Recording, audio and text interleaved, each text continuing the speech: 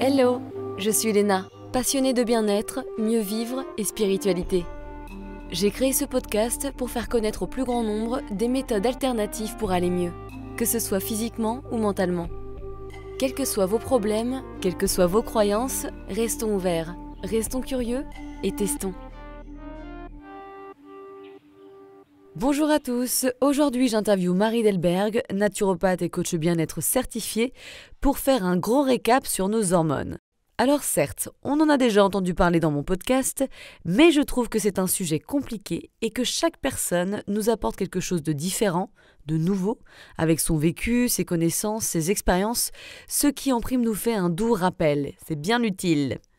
On fait donc un récap sur toutes ces nombreuses hormones et à chaque fois, je me dis que le corps est tellement intéressant et intelligent, c'est vraiment incroyable et bien organisé.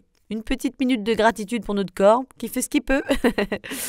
Marie nous explique comment les troubles alimentaires, les régimes ou encore le régime cétogène, low carb, le jeûne intermittent et les activités physiques intenses perturbent leur bon fonctionnement. Elle nous donne également des conseils pour sortir de cette peur du gras et des glucides qui persévèrent et qui sont pourtant tellement importants pour notre organisme. Comment on peut réguler davantage sa glycémie, notamment lorsque l'on souffre de SOPK, de syndrome polykystique. Qu'est-ce que le cycle syncing et à quel point il est important de le respecter quand on est une femme. Enfin, on parle du travail émotionnel. Bah oui, on va pas l'oublier celui-là, parce qu'il n'y a pas que l'alimentation et l'hygiène de vie. L'aspect émotionnel est très important pour gérer son stress et donc équilibrer nos hormones. Tous les conseils qu'elle nous donne ont changé sa vie, ont changé la mienne également. Sachez que si vous souffrez de problèmes hormonaux, il y a une voie de sortie. C'est une période difficile à vivre, on le sait, mais plus vous vous éduquez sur le sujet, plus vous reprendrez le pouvoir en devenant davantage responsable de votre santé et vos hormones seront contentes. Cet épisode est divisé en deux, la suite la semaine prochaine. Bonne écoute. Bonjour Marie. Bonjour Léna. Ravie de te rencontrer et de pouvoir parler avec toi dans Horizon Podcast aujourd'hui. Ouais, je suis ravie d'être là. Figure-toi que j'écoute ton podcast depuis très longtemps. Donc vraiment, je suis honorée. C'est cool. Alors avant toute chose, une bonne piqûre de rappel s'impose parce qu'il est vrai qu'on en entend parler régulièrement, mais c'est pas pour ça que c'est intégré dans notre petit cerveau et c'est pourtant hyper important. Est-ce que tu peux nous rappeler le rôle des hormones dans le corps? Tu les appelles d'ailleurs les super-héros du corps féminin. Oui, en fait, déjà, il faut comprendre que les hormones sont beaucoup plus présentes chez les femmes, puisque nous, les femmes, on est cycliques. Donc en Ouais, fait, ça. oui, ça, on a des journées où On le sait. on est super en forme, on se sent bien, on se sent confiante, et puis le lendemain, on pleure dans notre lit. Donc, on est cyclique. Donc, pourquoi on est cyclique? Parce qu'on a une sensibilité hormonale qui est bien plus importante que chez l'homme. En fait, les hormones, ils vont agir comme des messagers chimiques qui vont réguler plein de fonctions corporelles. Donc, on connaît évidemment la fertilité, le cycle menstruel, mais ils vont aussi avoir un rôle sur eh bien, notre métabolisme, sur notre humeur, sur notre digestion, sur notre appétit. Donc finalement, c'est un peu comme des... Enfin, moi, je les appelle comme les super-héros parce que je trouve que déjà, ils ont une importance vitale, mais en plus, ils sont un peu... là en cachette à faire leur boulot, à faire leur rôle de petites hormones, à coordonner finalement, à orchestrer toutes les fonctions vitales du corps. Et tout ça, finalement, en secret, sans qu'on s'en rende compte. Ouais, c'est clair. Tellement important, tellement important. Est-ce que tu peux nous rappeler les différentes hormones et leur rôle spécifique? Parce que mine de rien, c'est une sacrée organisation. Oui, alors en fait, il y a 3 types d'hormones, donc je ne vais pas aller trop dans le détail, mais on a les hormones peptidiques, donc qui vont être plus liées aux protéines. Donc là, on a par exemple l'insuline, le glucagon, qu'on connaît généralement. On va avoir aussi les hormones qui vont être monoaminées. Donc ça, c'est plus les hormones type neurotransmetteurs. Donc l'adrénaline, la sérotonine, pareil, on en entend beaucoup parler, Mm. mais aussi les hormones thyroïdiennes. Et puis la troisième catégorie, qui sont un peu les hormones qui nous intéressent, nous les femmes, ce sont les hormones stéroïdiennes. C'est-à-dire que ce sont des hormones qui vont être créées à partir de lipides. Et donc là, on a les oestrogènes, la progestérone, le cortisol, la testostérone, etc. Et en effet, on va s'intéresser un peu plus à ces hormones-là qui chez la femme, donc au moment de la grossesse, mais aussi dans d'autres dans d'autres cas, dans la ménopause, dans l'adolescence, etc., vont avoir un rôle super important. Ouais, tu m'étonnes. C'est clair et et c'est quand même impressionnant de voir tous ces types d'hormones, il y en a tellement en fait. Ils ont tous un rôle, ils ont tous une mission. Enfin, c'est fou quand même. Le corps humain, moi, je suis toujours, ébahie par tant de je sais pas, d'organisations sacrées, quoi. C'est un peu Et que c'est vrai, tout à fait, les hormones, en fait, c'est exactement ça. C'est une organisation, comme tu dis, un orchestre. Et finalement, quand on a un qui déconne, c'est un peu toute la chaîne qui part. exactement, exactement. Et donc, c'est super intéressant. En effet, quand tu commences à t'y pencher, je pense que c'est une source infinie de connaissances. Bah, et puis je trouve que c'est quand même important, alors peut-être pas de devenir spécialiste forcément pour chacun, mais en tout cas de savoir qu'est-ce qui se passe en fait dans mon corps et qu'est-ce qui se passe au niveau de mes hormones, surtout quand on est une femme, puisque comme on va le voir et comme tu l'as évoqué déjà précédemment, on est vraiment gouverné par nos hormones. Donc en fait, plus tu as de la conscience et de Mm. l'éducation, plus tu sais un petit peu ce qui se passe et plus tu peux agir différemment en fonction de justement tes cycles. Et tout ça, on va le voir, mes chouchous, vous allez voir. Mais alors tu parlais justement, quand il y en a un qui déconne, tout, voilà, c'est le chef d'orchestre qui arrive plus à, à gérer tout là. Ouais. Qu'est-ce qui perturbe leur bon fonctionnement? On s'en doute, hein, maintenant, parce qu'on en parle évidemment de plus en plus avec les perturbateurs endocriniens, et cetera. Mais si tu peux rapidement nous les évoquer, ça serait top. Alors oui, donc on parle en effet de perturbateurs endocriniens puisqu'ils viennent perturber le système endocrinien, le système hormonal. Donc, alors en premier lieu, j'ai envie de parler de la pilule contraceptive, qui est un gros perturbateur endocrinien. Évidemment, c'est une contraception qui a permis finalement de donner le contrôle de la fertilité à nous les femmes. Mais la pilule, il ne faut pas oublier qu'elle fragilise un peu cet écosystème hormonal. Et donc, finalement, quand on prend la pilule pendant plusieurs années, qu'est-ce qui se passe? Généralement, on a un peu ce rebond hormonal. Moi, je le vois beaucoup en consultation, des femmes qui, après la pilule, vont souffrir de SOPK, vont souffrir d'acné, de perte de cheveux, etc. Donc, on a la pilule, on a aussi tout notre environnement, finalement, qui a été presque empoisonné par les perturbateurs endocriniens. Et il Donc, y en a partout. et il y en a partout. Donc, ça, je pense que vous en avez tous entendu parler. Mais le plastique, donc attention aux tupperwares en plastique, tout ce qui est tous les produits non biologiques. Donc, évidemment, les légumes qui vont être imbibés de pesticides, nos parfums, le maquillage, tout ce qui est skincare, donc les produits finalement. Je sais plus qui disait ça, mais c'est un peu le cocktail explosif du matin Ouais. au soir, entre la crème hydratante, le shampoing, la crème de jour, la crème du corps, etc. Le dentifrice, on se retrouve avec un bain finalement de perturbateurs endocriniens. Ouais. Il y a l'eau, la pollution de l'air, la prise de médicaments. Donc pareil, attention un peu aux antibiotiques qui sont automatiques, comme on dit, ou alors au Doliprane qu'on prend comme ça régulièrement. Tout ça, ça va venir perturber les hormones. Hmm. Et puis j'ai envie de te dire le dernier, mais pas des moindres, le stress. Ah bah Euh, ça. voilà, je pense qu'on en a entendu parler maintes et maintes fois, mais le stress, c'est un peu, c'est presque la cause finalement de beaucoup de troubles hormonaux. Et ça va venir vraiment complètement dérégler justement cet écosystème.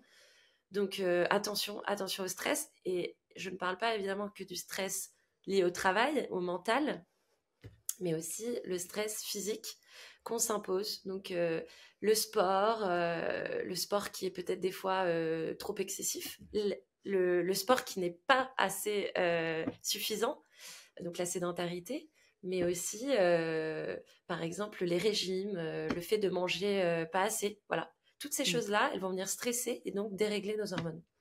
Ah, c'est un sacré boulot. Alors, comme d'hab, il faut aussi commencer par choisir d'abord, son petit combat. C'est-à-dire, on va pas tout attaquer d'un coup parce que sinon les gens, ils sont là: «Mais mon Non. Dieu, je ne sais pas par quoi commencer». Mais effectivement, juste on se concentre peut-être sur, je sais pas, sa routine make-up ou ensuite après, je sais pas, son alimentation et cetera. Ça permet d'être moins sous l'eau très, très, très vite. Mais je suis assez d'accord qu'effectivement, c'est l'effet boule de neige, hein, mais pas bon. Moi, je sais que quand j'ai arrêté la pilule, je savais que de toute façon, il y allait avoir un effet Mm. rebond qui est quand même arrivé au bout de 9 mois. Ça a mis du temps. Mais mes règles ont mis aussi, je crois, elles ont mis 9 mois hein, à revenir. Donc c'était À long revenir. que la machine se remette en route.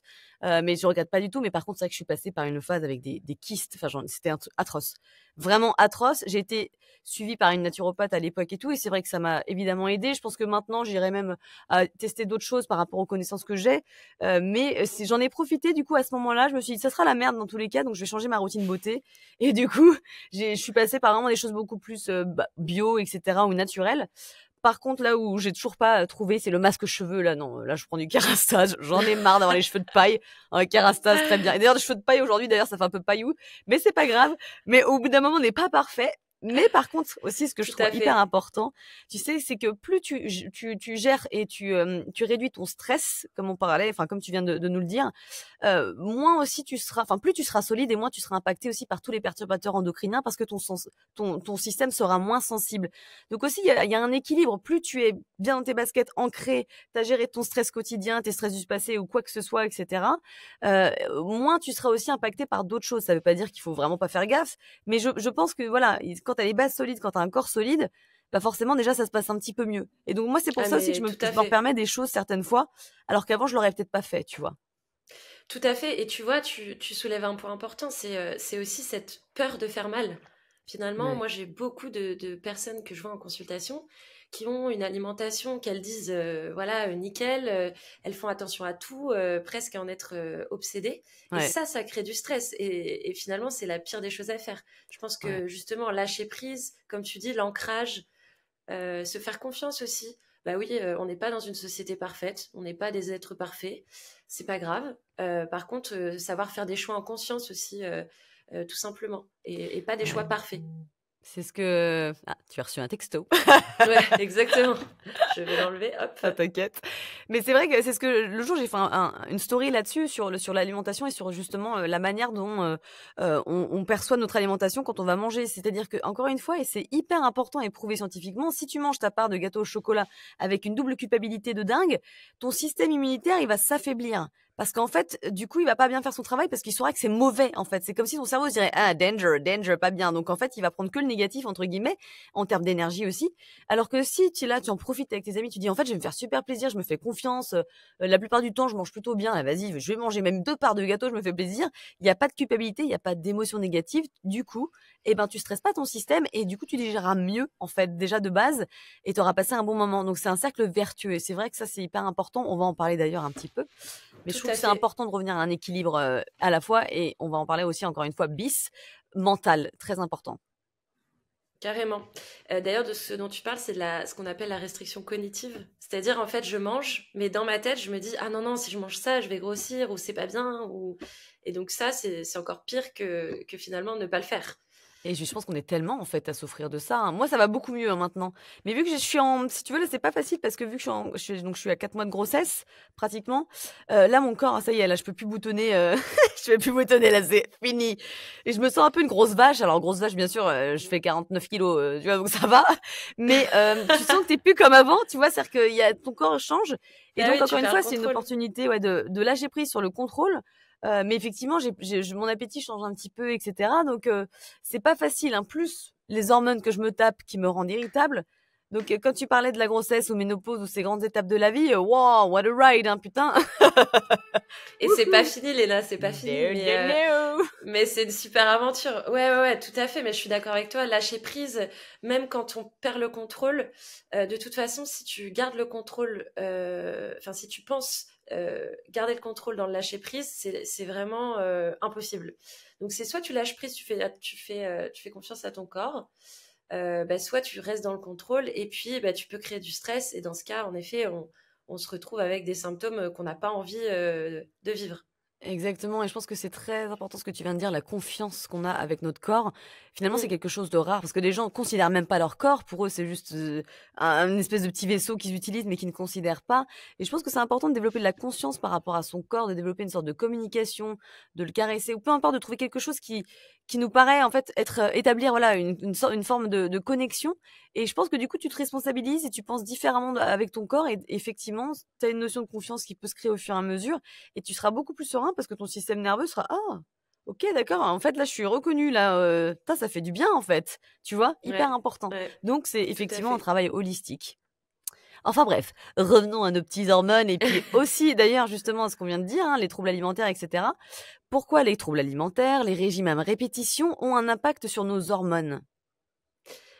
Alors, Pourquoi? Alors déjà, c'est une observation que moi j'ai faite hein, en consultation. J'ai beaucoup de personnes, donc de femmes, qui ont des troubles du comportement alimentaire et finalement qui vont souffrir de troubles hormonaux. Et Ouais, inversement.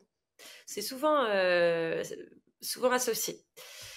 Pourquoi? Puisque les troubles du comportement alimentaire, ou en tout cas l'alimentation émotionnelle, généralement va générer donc des pulsions alimentaires. Donc on va souvent ingérer voilà, beaucoup de quantités de produits, etc., de gras, de sucre. On va ingérer d'un coup, de manière très impulsive, beaucoup de nourriture. On va aussi s'infliger un déficit calorique. Donc tout ça va avoir finalement un impact sur notre système digestif, sur l'assimilation des nutriments, des minéraux, des vitamines. On peut même créer des carences, hein, puisque quand on ouais. commence à faire des régimes, généralement on sous-alimente. Je vais te dire, la principale carence, c'est la carence protéique chez les femmes. Puis on peut même créer finalement de l'inflammation. Donc en fait, tout ça va amener le corps à réagir, le corps à lutter. Donc souvent, qu'est-ce qu'on voit? On voit un taux de cortisol, donc l'hormone du stress, qui va augmenter. Ouais. Euh, on voit des troubles digestifs, des personnes qui sont complètement aménorrhées, donc qui n'ont plus de règles, des cycles irréguliers et des troubles de la thyroïde et même des troubles de la fertilité. Voilà. Mm. Donc, la première chose à faire, j'ai envie de te dire, quand tu veux prendre soin de toi, quand tu veux rééquilibrer tes hormones, finalement, c'est te réconcilier avec la nourriture. Voilà. Ouais. Ça, c'est la première chose, je pense, à faire.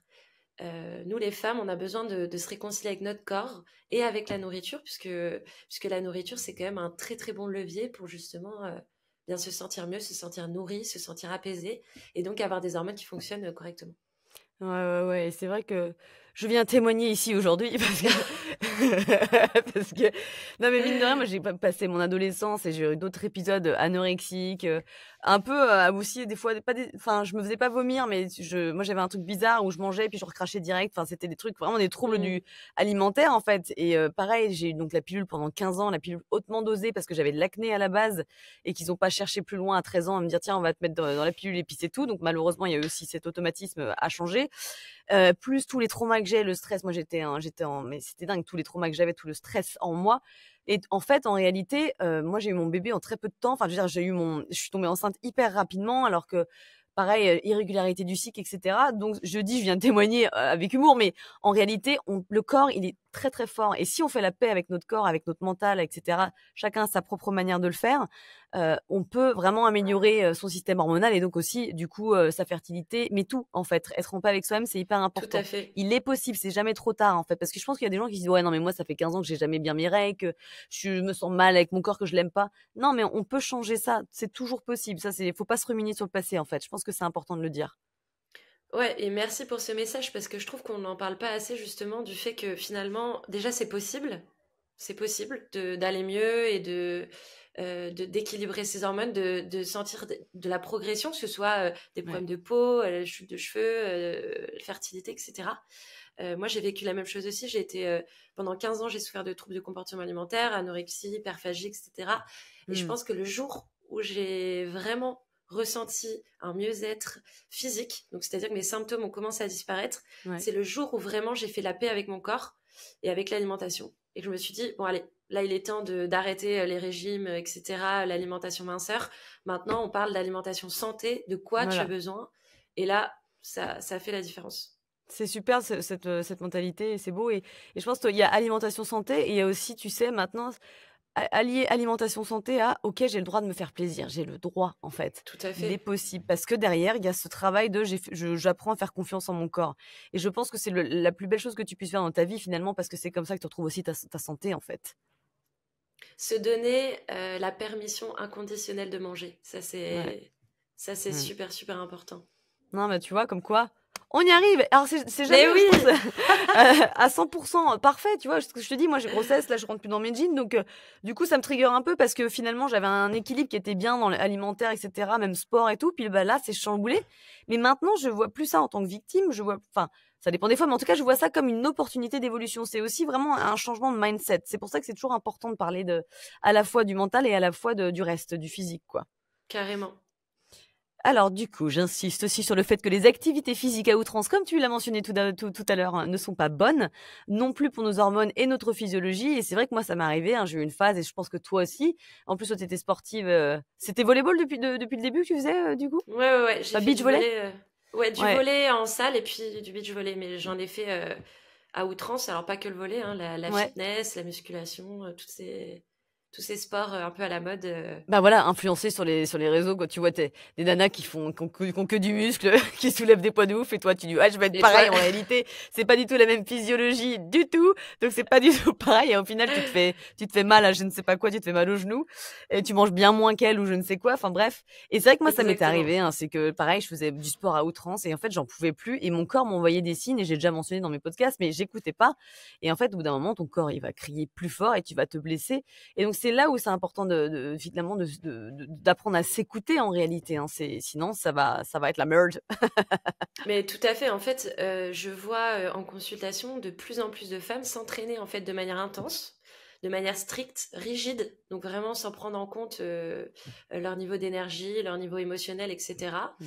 À chercher la performance, à se mettre la pression. Même des femmes qui me disent oui, mais je n'ai pas assez de discipline pour faire du sport. Mais en fait, aujourd'hui, les femmes, ou peut-être les hommes, mais en tout cas les femmes ne manquent pas de discipline, en fait. C'est juste qu'on ne peut pas suivre un rythme de sport comme ça intense sans se brûler les ailes. Ouais, Comme je l'ai dit tout à l'heure, on est cyclique.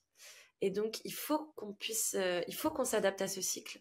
Et plus on complètement. s'adaptera à ce cycle, plus on apaisera finalement, plus on sera dans le sens du corps et plus on verra euh, une énergie qui augmente, mais aussi une performance sportive qui augmente. Voilà. Donc ça, Ouais. c'est très, très important. Et c'est vrai que moi j'écoutais pas ça du tout, enfin de toute façon j'étais même pas du tout en enfin, j'étais pas connectée avec mon corps, donc je pouvais même pas entendre les signaux pour le coup et je pense que c'est pour ça que c'est important d'en parler aujourd'hui. Mais c'est vrai que ouais, non, c'est comme tu dis, je pense il y a des temps pour tout et il faut s'adapter et c'est comme ça que ça marche. On va parler, hein, du cycle syncing ou syncing, je sais même pas comment on le dit. Syncing? Thinking, ouais, je vais le dire aussi comme ça. Cycle syncing? Synchronisation, en gros. Mais ouais, bah, effectivement, mais après ça finalement c'est make sense entre guillemets parce qu'effectivement on n'a pas la même énergie en fonction de notre cycle. Alors du coup, ouais, peut-être que on peut en parler là maintenant. C'est quoi en fait ce qu'on appelle le thinking et comment on l'applique concrètement dans notre vie en fonction de notre cycle. C'est ouais, dis-nous un petit Alors, peu là-dessus. en fait, donc c'est un concept, je pense, qui est américain. Ouais. Globalement, l'idée, c'est en fait qu'on a besoin, donc comme nous, on est cyclique, on a besoin d'adapter notre mode de vie à ces phases. Donc en naturopathie, généralement, on compare les phases du cycle menstruel aux saisons. Donc je pense que tu en as déjà entendu parler. La phase menstruelle, donc les règles, c'est l'hiver. La phase folliculaire, on dit que c'est plutôt le printemps. L'ovulation, on dit que c'est le moment de l'été. Et puis la phase lutéale, c'est l'automne. Et quand t'es Et enceinte, c'est donc, l'apocalypse ou ah parce que c'est ah, un y a peu pas, ça, hein. Quand t'es enceinte, c'est tout mélangé. Ouais, C'est c'est un ça. tourbillon Baby. émotionnel, un tourbillon d'hormones. Pardon, je t'ai interrompu. Continue. Alors, mais justement, la grossesse, on devrait l'ajouter parce que je pense que ce serait intéressant aussi d'adapter son activité physique, Ouais. son alimentation, son hydratation, tout ça par rapport à nos phases de vie. Et Ouais. donc, finalement, cet outil-là, moi, je trouve que c'est plus un outil qui n'est pas obligatoire, qui n'est pas rigide, mais c'est vrai que ça permet aussi de comprendre, eh bien, ce dont notre corps a besoin, ce qu'on est capable finalement de faire ou non Mmh. pendant cette phase. Donc, je vais te donner un exemple tout bête. Pendant la phase des règles, eh bien, peut-être on va, au niveau alimentation, on va privilégier une alimentation qui est plus chaude, qui est plus nourrissante. Donc, t'imagines un peu la saison de l'hiver. Mmh. On a besoin de doudou, de choses réconfortantes, d'une alimentation plutôt riche en fer, puisqu'on voilà, on perd un peu de fer.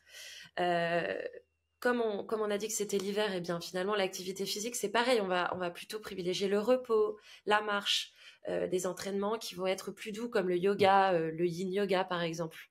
Mmh. Et ce que je trouve très très intéressant, c'est que tu peux aussi adapter un peu finalement tes activités journalières.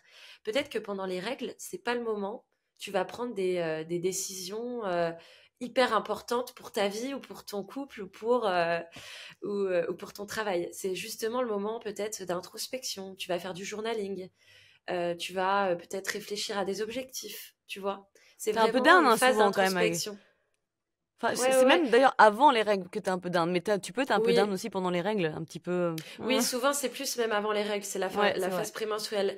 Mais justement, en phase prémenstruelle, c'est pas un moment où tu vas prendre de grandes décisions, où Ouais. tu vas, non, justement, c'est le moment où tu vas ralentir. Donc encore une fois, là, ça va être une alimentation qui va être peut-être plus riche en protéines, en gras, peut-être aussi d'ajouter des légumes verts. Donc voilà, moi je me suis beaucoup intéressée à cet outil-là que je trouve très intéressant.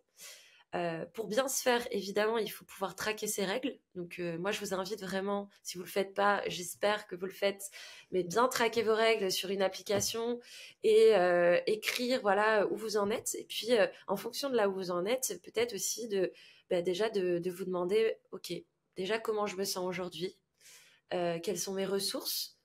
Et puis, qu'est-ce que je suis capable de faire? Est-ce qu'aujourd'hui, je suis vraiment capable d'aller courir? Et si c'est non, si la réponse est non, c'est pas grave. Voilà, adapter son activité physique, se dire peut-être qu'aujourd'hui c'est le moment où voilà, je fais du yoga, du pilates, des choses qui sont plus Et douces peut-être que demain, tu parce seras que remotivé à courir parce que tu te seras reposé, c'est ce que ton corps avait besoin.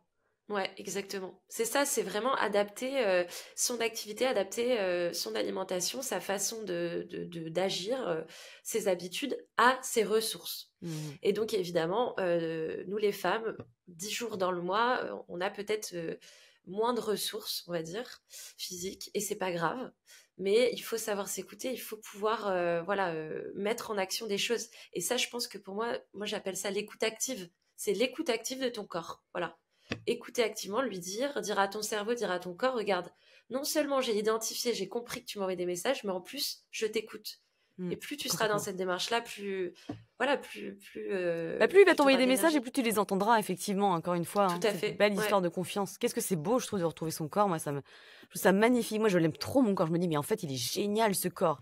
Alors qu'avant, moi, je passais toute ma vie pendant, je sais pas, peut-être 25 ans à le détester, à me dire, mais mon Dieu, je ressemble à rien, nanana. En fait, on s'en fout, c'est pas important. L'important, c'est cette paix, en fait, intérieure.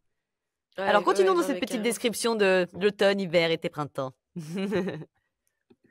Alors, est-ce que tu veux que j'en dise plus un peu sur les différentes phases, donner des conseils un peu Bah oui, complètement, parce qu'effectivement, ce que tu disais sur l'hiver, bah enfin sur l'hiver, sur en tout cas les règles, c'est important. Et je pense que ce côté imagé, ça aide toujours les auditeurs. Alors, j'adore cette image parce que je trouve que c'est très compréhensible. Mm. Finalement, quand on arrive, donc, on va dire deux, troisième jour des règles, après tout dépend des femmes, on sent son énergie remonter. Donc, généralement, on appelle la phase folliculaire, on dit que c'est le printemps. Et le printemps, qu'est-ce qui se passe? Bien, la lumière revient, donc l'énergie revient. Finalement, peut-être qu'on a moins faim. Donc, on va Ouais. peut-être manger des aliments un peu plus énergisants, on va se sentir plus actif. Donc là, c'est le moment peut-être d'augmenter un peu son activité physique, de faire des activités peut-être un peu plus intenses, entre guillemets. Donc c'est là où on peut intégrer le cardio, on peut intégrer la course à pied, pourquoi pas. Toujours de continuer évidemment avec des activités plus douces comme la marche, ça c'est très important. Et en niveau plutôt des activités ou en tout cas des intentions, eh bien, je pense que la phase folliculaire, tu vois, c'est un peu la phase de créativité. Mm. Donc, c'est le moment, eh bien, de faire des activités créatives, de la musique, de peindre, si vous aimez peindre. Mais aussi, c'est le moment voilà, de se lancer dans des projets, de prendre des décisions, pourquoi pas, de brainstormer. C'est le moment aussi où on est un peu plus social. Voilà. Ouais. Donc, tu vois ces phases-là. Puis après, on a l'été. Donc, l'été, c'est l'ovulation. C'est là où on se sent C'est généralement wild. sexy, on se sent bien, on a envie voilà, de courir, de danser. C'est le moment de se reconnecter aussi à sa féminité. Donc, pourquoi pas de faire du journaling, des intentions, voilà, de faire l'amour aussi. Hein, c'est le moment. C'est vraiment une phase un peu plus chaude. Donc, on va manger aussi peut-être un peu plus léger. On va se sentir un peu plus en énergie, etc. On a Mm. vraiment un pic hormonal à ce moment-là. Et puis, on a la phase de l'automne, qui honnêtement n'est pas ma phase préférée. Je pense que toutes les femmes, on a cette phase prémenstruelle qui peut être plus ou moins compliquée. Et donc là, il faut vraiment, pour la vivre, je pense, de la meilleure manière qui soit, c'est vraiment de prendre cette phase-là comme une phase d'écoute, de reconnexion du corps et donc de s'écouter encore plus. Si vous êtes OK pour courir, si vous pouvez faire des activités cardio, vous pouvez faire, comment on appelle ça, le crossfit, faites du crossfit. Mais attention à l'énergie, attention à pas pousser la limite. Voilà, c'est surtout ça. Ah non, je trouve ça beau, hein, parce que plus t'écoutes comme ça ce que tu as envie de faire, et plus tu verras que ça sera, tu te sentiras en fait flexible, aligné, enfin ça sera différent, il y aura moins de pression en fin de compte, tu vois? Et c'est pour ça d'ailleurs, hein, c'est quand on s'écoute pas comme ça, c'est pour ça qu'il y a autant de déséquilibres, hormonaux. Et c'est quoi en fait les symptômes courants, des déséquilibres hormonaux? Alors, généralement, ce qu'on voit chez les femmes, ça va être l'excès d'androgène. Donc ça, c'est très courant. Donc, une prise de poids, souvent autour du ventre, autour des cuisses. On se sent un peu vulnérable, un peu très sensible avant les règles. On a les seins qui sont un peu gonflés. On fait de la rétention d'eau. Donc, au niveau des chevilles, des mains, des pieds, voire des jambes. On se sent irrité, voilà. Donc ça, c'est un symptôme qui est très courant. Donc l'excès d'androgène, souvent, on va dire qu'il fait apparition au moment des règles du cycle menstruel. Donc par exemple, les femmes qui sont atteintes d'endométriose, attention justement à bien faire attention aux œstrogènes, tout ce qui est aliments phyto-oestrogènes, donc le soja par exemple, mais aussi attention au stress, attention aux perturbateurs endocriniens qui peuvent naturellement faire monter l'excès d'oestrogène, pardon. Mmh. Attention aussi à la constipation. Des personnes constipées les femmes constipées généralement aussi vont stocker plus d'œstrogène. Et donc, eh bien, on a des symptômes très courants, hein, l'irritabilité, les seins gonflés, etc. Ouais. Le manque d'œstrogène aussi, hein. Donc ça, souvent, ça se passe en préménopause. Donc, on commence à se sentir anxieuse. On a des bouffées de chaleur, des sueurs nocturnes. On a du mal à s'endormir, des insomnies, des fuites urinaires, des infections urinaires, de la sécheresse vaginale. Voilà. Donc, Ah, la joie, l'œstrogène, quoi. c'est voilà, la joie. La préménopause, la ménopause, c'est pas une période facile, mais Non. souvent, c'est dû évidemment à cette déficience en oestrogène. Qu'est-ce qu'on a d'autre? Eh bien, on a l'excès de testostérone. Donc, ça, c'est les personnes qui souffrent d'acné, qui vont avoir une forte pilosité. Des syndromes comme le SOPK aussi. Une déficience en progestérone. Donc ça, c'est principalement des personnes qui ne vont pas ovuler. Donc Oui. ces personnes-là, elles vont souffrir aussi peut-être de maux de tête, de règles douloureuses, de cycles irréguliers, peut-être des cycles très longs, de constipation, de problèmes digestifs. Voilà. Donc ça, c'est vraiment les causes principales que je vois. Après, je vois aussi des personnes qui sont atteintes d'hypothyroïdie, donc c'est-à-dire qui n'ont pas assez d'hormones thyroïdiennes, on va dire en général. Et ces personnes-là, souvent, elles souffrent de frilosité, un métabolisme qui est ralenti, une digestion qui est ralentie. L'hypothyroïdie, tu sais, c'est un peu ce sentiment de vivre dans un corps de grand-mère. On vit un peu au ralenti. Et donc on a vraiment du mal à digérer, on est fatigué dès le matin, on a une libido qui est aussi en berne souvent. Enfin, la libido c'est très lié aux hormones. C'est clair. Donc voilà. Ouais, c'est On a tout intéressant. ça. Et quand on a trop de cortisol aussi? Ouais, ça, alors hein, le comme cortisol, beaucoup. j'allais en parler parce que je pense que le cortisol, on en parle beaucoup, mais on comprend pas trop son rôle. On sait jamais si on est dans l'excès, etc. Alors déjà, le cortisol, faut savoir que c'est quand même une hormone qui répond naturellement au stress, donc qui est tout à fait, c'est une réaction normale du corps. En revanche, le cortisol, quand il est trop activé, c'est là où on commence à avoir des problématiques. Qu'est-ce qui se passe quand le cortisol est activé? Finalement, il coupe le système immunitaire. Il affaiblit la digestion et donc qu'est-ce qu'on a comme symptômes? On retrouve bien déjà de l'anxiété chronique, on a des problèmes digestifs, on tombe malade aussi plus facilement, on a du mal à cicatriser, on a des personnes encore une fois qui ont une libido peut-être inexistante, qui sont tu sais vraiment contrôlé par ces hormones du stress. Hein. Souvent, on le sent, on est nerveux, on a besoin même de café pour fonctionner. Voilà, ça, c'est un excès de cortisol. On se sent dépassé, on se sent surmené.